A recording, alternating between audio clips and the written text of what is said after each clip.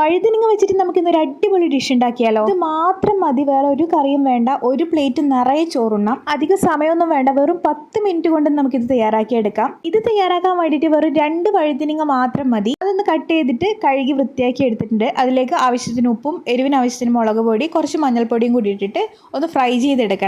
അതിനായിട്ട് പാൻ നന്നായിട്ട് ചൂടാകുമ്പോൾ അതിലേക്ക് കുറച്ച് എണ്ണ ഒഴിച്ചു കൊടുക്കുക. എണ്ണ നന്നായിട്ട് ചൂടായി വരുമ്പം നമുക്ക് ഓരോരോ വഴുതനങ്ങയായിട്ട് ഇട്ട് കൊടുത്തിട്ട് തിരിച്ചു മറിച്ച് ഇട്ടിട്ട് നന്നായിട്ടൊന്ന് ഫ്രൈ ചെയ്തെടുക്കുക. 2 ട്രിപ്പായിട്ട് ഇട്ടിട്ട് നന്നായിട്ടൊന്ന് ഫ്രൈ ചെയ്തെടുത്തിട്ടുണ്ട്. അതിൻ്റെ കൂടെ ഞാൻ 2-3 പച്ചമുളകും കൂടി ഒന്ന് നടുവിൽ കട്ട് ചെയ്തിട്ട് അതിൻ്റെ കൂടെ ഒന്ന് ഫ്രൈ ചെയ്തെടുത്തിട്ടുണ്ട്. ഇനി നമുക്ക് അധികം പുളിയില്ലാത്ത നല്ല കട്ട തൈര് വേണം. അതിലേക്ക് നമ്മൾ ഈ ഫ്രൈ ചെയ്ത് വെച്ചിട്ടുള്ള വഴുതനങ്ങയും ആ ഒരു പച്ചമുളകും കൂടി അതിലേക്ക് ഇട്ട് കൊടുക്കുക.